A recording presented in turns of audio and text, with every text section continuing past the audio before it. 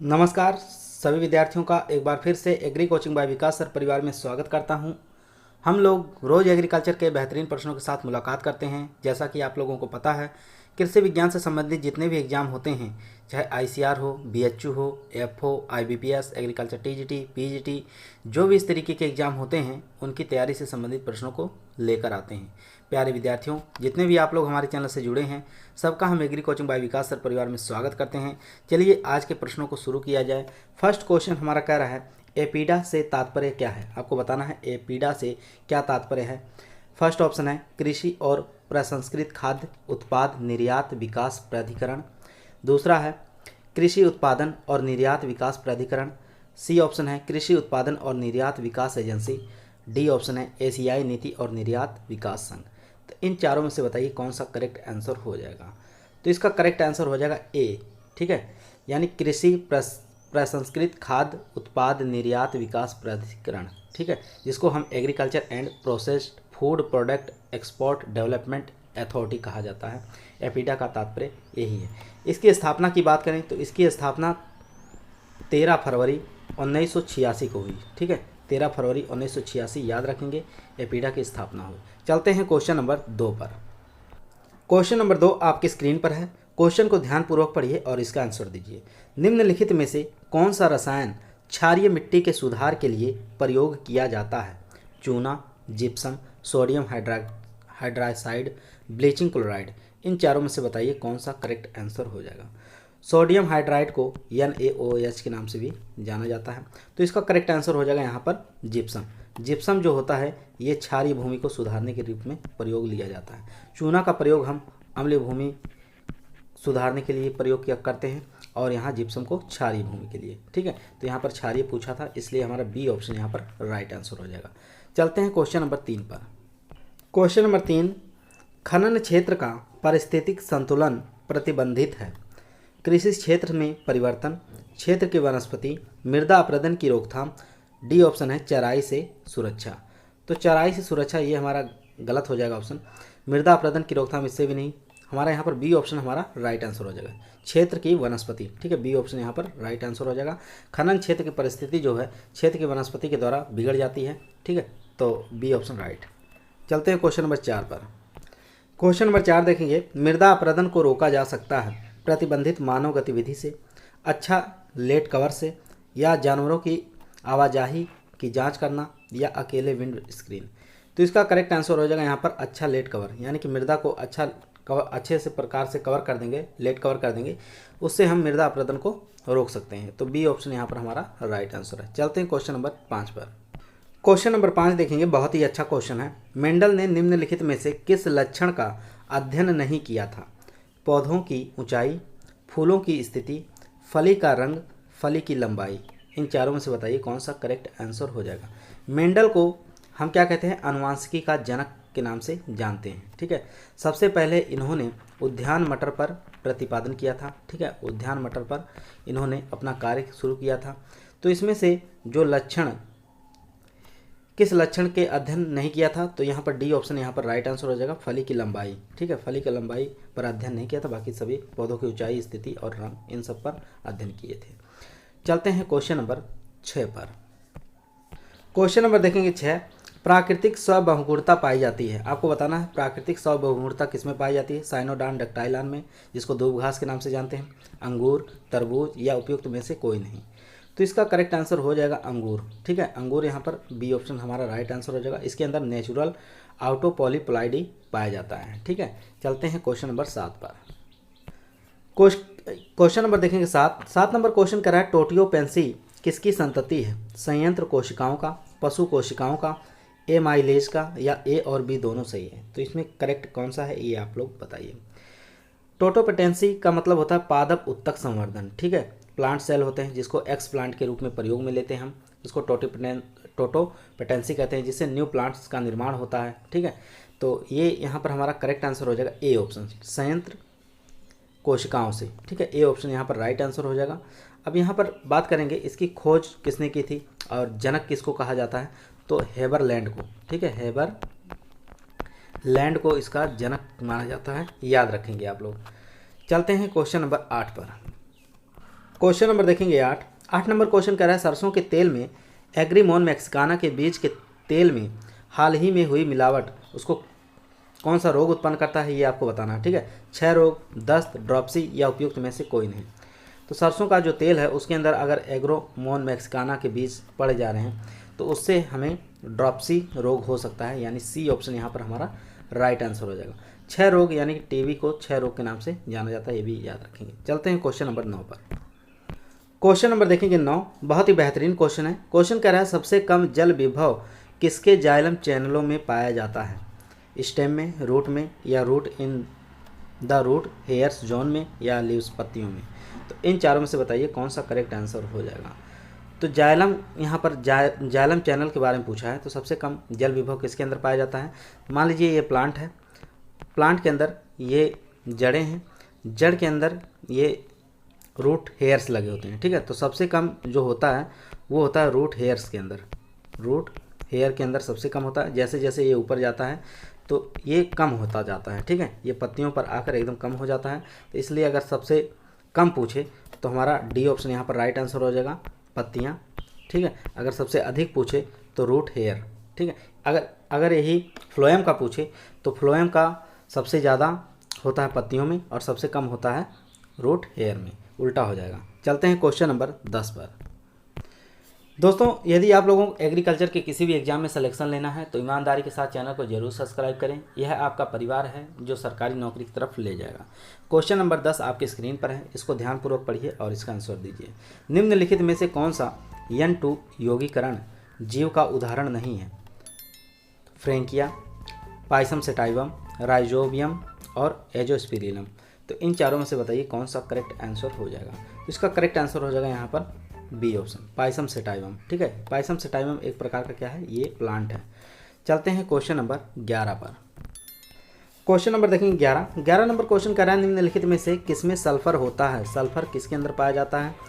तो ये आपको बताना है, लिपोइक एसिड के अंदर, या थियामीन के अंदर, या राइबोफ्लेविन के अंदर, या ए और बी दोनों से। तो इसका करेक्ट आंसर हो जाएगा यहाँ पर डी ऑप्शन, यानी कि लिपोइक एसिड और थियामीन दोनों के अंदर सल्फर की मात्रा पाई जाती है, जो कि तेल की मात्रा बढ़ाने में और दलहनी वाली फसलों में भी इसका प्रयोग किया जाता है, याद रखेंगे। तो यहाँ पर हमारा कौन सा ऑप्शन करेक्ट हो गया, डी ऑप्शन। चलते हैं क्वेश्चन नंबर 12 पर। क्वेश्चन नंबर 12 आपकी स्क्रीन पे है। निम्नलिखित में से कौन सा मोलिब्डेनम युक्त एंजाइम है। नाइट्रोजन, इसको नाइट्रोजन ना करके नाइट्रोजिनेज कर लीजिए। ठीक है, नाइट्रोजिनेज, पेरोक्सीडेज, या कार्बोनिक एनहाइड्रेट, या कैटालेज। इन चारों में से बताइए कौन सा करेक्ट आंसर हो जाएगा। तो मोलिब्डेनम युक्त एंजाइम जो है वो हमारा ए ऑप्शन करेक्ट आंसर हो जाएगा, नाइट्रोजिनेज। ठीक है, ये दलहन फसलों के लिए काफ़ी अच्छा माना जाता है, जो कि नाइट्रोजन फिक्सेशन करता है। ठीक है, तो यहाँ पर ए ऑप्शन हमारा राइट है। चलते हैं क्वेश्चन नंबर 13 पर। क्वेश्चन नंबर देखेंगे 13 नंबर क्वेश्चन कह रहा है बीज में एक से अधिक भ्रूणों की उपस्थिति क्या कहलाती है। पॉलीसोमी कहलाती है, बहुभ्रूणता कहलाती है, या एलोगैमी, या उपयुक्त में से कोई नहीं। तो इसका करेक्ट आंसर हो जाएगा इसमें बहुभ्रूणता। ठीक है, एक बीज के अंदर अधिक भ्रूणों की उपस्थिति क्या कहलाती है, बहुभ्रूणता कहलाती है। तो यहाँ पर इसको इंग्लिश में पॉली एम्ब्रियोनी कहते हैं। ठीक है, पॉली एम्ब्रियोनी कहा जाता है। ये कुछ क्रॉप में देखने को मिलता है, जैसे नींबू फलों में, और जामुन में, और आम में। आम जो है वो कि साउथ इंडियन जो वैरायटियां हैं उसके अंदर पॉली एम्ब्रियोनी देखने को मिलता है। चलते हैं क्वेश्चन नंबर 14 पर। क्वेश्चन नंबर देखेंगे 14 नंबर क्वेश्चन कह रहा है शील्ड के आकार का बीजपत्र इसके स्कूलेटम पाया जाता है मक्का में, चना में, मटर में, या ककड़ी में। तो इसका करेक्ट आंसर हो जाएगा बीजपत्र और स्कूलेटम प्रकार का जो शील्ड आकार पाया जाता है ये चना के अंदर पाया जाता है। बी ऑप्शन यहाँ पर राइट आंसर हो जाएगा। ठीक है, चलते हैं क्वेश्चन नंबर 15 पर। क्वेश्चन नंबर देखेंगे 15 नंबर क्वेश्चन कह रहा है बीज अधिनियम के तहत बीज पैकेजिंग की लेबलिंग है, स्वैच्छिक है, अनिवार्य है, या आवश्यकता आधारित है, या मांग आधारित है। तो इसका करेक्ट आंसर हो जाएगा यहाँ पर अनिवार्य है। ठीक है, बी ऑप्शन यहाँ पर राइट आंसर हो जाएगा, कंपलसरी है। चलते हैं क्वेश्चन नंबर 16 पर। क्वेश्चन नंबर देखेंगे 16 नंबर क्वेश्चन कह रहा है कृषि फसलों और पर्यावरण के संबंध का अध्ययन करने को क्या कहा जाता है। कृषि पारिस्थितिकी, शहरी कृषि, या पेरी शहरी कृषि, या संरक्षण कृषि। तो कृषि फसलों और पर्यावरण के संबंध में अध्ययन करने को कृषि पारिस्थितिकी कहा जाता है। ए ऑप्शन यहाँ पर हमारा राइट आंसर हो जाएगा, याद रखेंगे। एग्रो इकोलॉजी कहा जाता है इसको। चलते हैं क्वेश्चन नंबर 17। क्वेश्चन नंबर देखेंगे 17 नंबर क्वेश्चन बहुत ही बेहतरीन क्वेश्चन है। चावल की विस्फोट प्रतिरोधी किस्म कौन सी है? ठीक है, आपको बताना है which on the blast resistant variety of rice. ठीक है, ब्लास्ट रेसिस्टेंट वेराइटी इसमें से बताना है कौन सी है। ये इसको पायरिकुलेरिया और आईजी के नाम से भी जाना जाता है, ब्लास्ट डिजीज जो होता है। तो इसमें से रेसिस्टेंट वेराइटी आपको बताना है, ये याद रखना है। पंत गोविंद 4 है, गोविंद है, जया है या उपयुक्त सभी है। तो इन चारों में से तीनों के तीनों एकदम करेक्ट आंसर है। यहाँ पर पंत धान 4 गोविंद और जया, ये तीनों वेराइटियाँ ऐसी हैं जो रेसिस्टेंट हैं। ठीक है, ब्लास्ट रोग के प्रति, और यह एक फंगस के कारण होता है। चलते हैं क्वेश्चन नंबर 18 पर।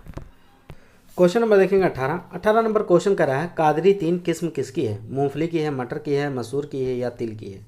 काफ़ी अच्छा क्वेश्चन है। तो इसका करेक्ट आंसर हो जाएगा यहाँ पर मूंगफली की किस्म है कादिरी 3। इसके साथ आप याद रखेंगे चंद्रा किस्म किसकी है? ये भी मूंगफली की हो जाएगी। यम 13 ये किसकी है? मूंगफली की है। चित्रा किसकी है? चित्रा भी मूंगफली की किस्म है। और कौशल जो है, कौशल ये भी किस्म किसकी हो जाएगी? ये भी मूंगफली की हो जाएगी। एक ज्योति आप याद रखेंगे, ज्योति भी किस्म किसकी हो जाएगी? ये भी मूंगफली की हो जाएगी। मटर की कुछ किस्में इंपॉर्टेंट होती हैं, जैसे अर्केल। ठीक है, अर्केल किस्म किसकी है? मटर की है। बॉर्नविले किसकी है? तो बॉर्नविले आप याद रखेंगे, बॉर्नविले ये भी मटर की है। अर्पणा भी मटर की हो जाएगी। इसके बाद मसूर की कुछ किस्में इंपॉर्टेंट होती हैं, जैसे सपना किस्म मसूर की है। और मलिका जो है, मलिका एक मैंगो की है, एक मसूर की भी याद रखेंगे आप, एक गरिमा। ठीक है, ये सब किस्में किसकी हो जाएंगी? मसूर जो दाल आप खाते हैं उसकी हो जाएंगी। तो यहाँ पर ए ऑप्शन हमारा राइट है। चलते हैं क्वेश्चन नंबर 19 पर। क्वेश्चन नंबर देखेंगे 19 नंबर क्वेश्चन कह रहा है मक्का की जड़ प्रणाली में अस्थायी जड़ें हैं। तो इन चारों में से बताना है कौन सा करेक्ट आंसर हो जाएगा। मान लीजिए ये जड़ें होती हैं, ये मक्का का प्लांट है, हम बना दे रहे हैं। इसमें एक ज़मीन के ऊपर इस प्रकार की भी जड़ें लगी होती हैं। ठीक है, इनको हम सहारा वाली जड़ें कहते हैं। ठीक है, ये सहारा प्रदान करती हैं, सहारा प्रदान करने वाली ये जड़ें होती हैं ऊपर जो होती हैं। इसको हम ब्रास जड़ भी कहते हैं। ठीक है, या प्रोप जड़ के नाम से भी जाना जाता है, या प्रोप रूट के नाम से भी इनको जाना जाता है। इन्हीं के नीचे जड़ें कुछ इस प्रकार की होती हैं, इनके ऊपर छोटे छोटे इस प्रकार की भी जड़ें लगी रहती हैं। ठीक है, जो इस प्रकार की जो जड़ें होती हैं इनको हम क्या कहते हैं? सेमिनल रूट कहते हैं। ठीक है, सेमिनल रूट्स कहा जाता है, जिसको अस्थायी जड़ कह सकते हैं। ठीक है, अस्थायी जड़ कहा जाता है। तो यही हमारा इसमें करेक्ट आंसर पूछा था। ठीक है, तो इसमें ये हमारा करेक्ट आंसर हो जाएगा seminal roots, A option right answer हो जाएगा। जो इस प्रकार की जड़ें होती हैं इनको क्या कहते हैं? क्राउन रूट कहते हैं, क्राउन। और जो हेयर वाली होती हैं, जिसके ऊपर इस प्रकार के हेयर लगे रहते हैं, उसको सेमिनल रूट कहते हैं। जो इस प्रकार की जड़ें हैं उनको क्राउन रूट के नाम से जानते हैं। ये जो जड़ें होती हैं ये क्राउन रूट वाली अस्थाई होती हैं। ठीक है, ये अस्थाई होती हैं, स्थायी जड़ें कह सकते हैं इनको। इस प्रकार की जो जड़ें होती हैं किसके अंदर देखने को मिलता है? एक आप लोग देखते होंगे मक्का के अंदर, एक देखते होंगे बाजरा के अंदर, एक देखते होंगे ज्वार के अंदर, एक देखते होंगे गन्ना के अंदर। इनके अंदर इस प्रकार की जड़ें पाई जाती हैं। चलते हैं क्वेश्चन नंबर 20 पर। क्वेश्चन नंबर देखेंगे 20 नंबर क्वेश्चन कर रहा है मिट्टी की भौतिक स्थिति बनाने के लिए मिट्टी की जुताई की जाती है, जो कि सुगम बनाती है। बीज अंकुरण सुगम बनाती है, बीजिंग उद्भव अच्छा होता है, या रूटिंग का विकास अच्छा होता है, या उपयुक्त सभी। तो इसका करेक्ट आंसर हो जाएगा डी ऑप्शन, यानी उपयुक्त सभी। चलते हैं क्वेश्चन नंबर 21 पर। क्वेश्चन नंबर देखेंगे 21 नंबर क्वेश्चन कह रहा है लेजर लैंड लेवलर एक मशीन है जिसका प्रयोग किया जाता है जुताई में, लेवलिंग में, या हेरोइंग में, या पानी उठाना में। तो यहाँ पर बी ऑप्शन हमारा राइट आंसर हो जाएगा। ठीक है, लेवलिंग में, जुताई के बाद जो हम उसको लेवल करते हैं, बराबर करते हैं मिट्टी को, उसमें हम प्रयोग में लेते हैं लेजर लैंड लेवल को। तो बी ऑप्शन राइट है। चलते हैं क्वेश्चन नंबर 22 पर। क्वेश्चन नंबर देखेंगे 22 नंबर क्वेश्चन कर रहा है बहुत से खनिज जैसे कैल्शियम, मैग्नीशियम और पोटास मिट्टी के कणों की सतह पर जमा होते हैं, क्योंकि मिट्टी के कण होते हैं नकारात्मक रूप से चार्ज किया गया या सकारात्मक रूप से चार्ज किया गया, या तटस्थ या सकारात्मक नकारात्मक दोनों अवशिष्ट बैलेंस होने। तो इसका करेक्ट आंसर हो जाएगा यहाँ पर नकारात्मक रूप से चार्ज किया, नेगेटिव चार्जिंग। यहाँ पर करेक्ट आंसर हो जाएगा ए ऑप्शन। ठीक है, इसलिए ए हो जाएगा क्योंकि मान लीजिए यहाँ पर नेगेटिव चार्जिंग है, इसके ऊपर कैल्शियम, मैग्नीशियम और पोटास इस प्रकार के आके जमा हो जाते हैं, इसको नेगेटिव चार्जिंग के रूप में जाना जाता है। ए ऑप्शन राइट आंसर हो जाएगा। चलते हैं क्वेश्चन नंबर देखेंगे 23 नंबर क्वेश्चन कह रहा है आयरन की कमी से होता है लीफ टिप नेक्रोसिस, छोटे पत्ते, प्रोटीन संश्लेषण में कमी या अंतःशिरा हरितहीनता, सबसे पहले नई पत्तियों में प्रकट होना। तो यहाँ पर देखेंगे लीफ टिप नेक्रोसिस जो होता है ये कैल्शियम की कमी से होता है। छोटे पत्ते जिसको हम स्मॉल लीव्स कहते हैं ये ZN की कमी से होता है। और यहाँ पर प्रोटीन संश्लेषण की कमी से, ये नाइट्रोजन की कमी से ऐसा होता है। ठीक है, तो यहाँ पर डी ऑप्शन हमारा राइट आंसर हो जाएगा। आयरन की कमी से क्या होता है, अंतःशिरा हरितमाहीनता, सबसे पहले नई पत्तियों पर इसके लक्षण प्रकट होते हैं। तो डी ऑप्शन यहाँ पर राइट आंसर हो जाएगा। चलते हैं क्वेश्चन नंबर 24 पर।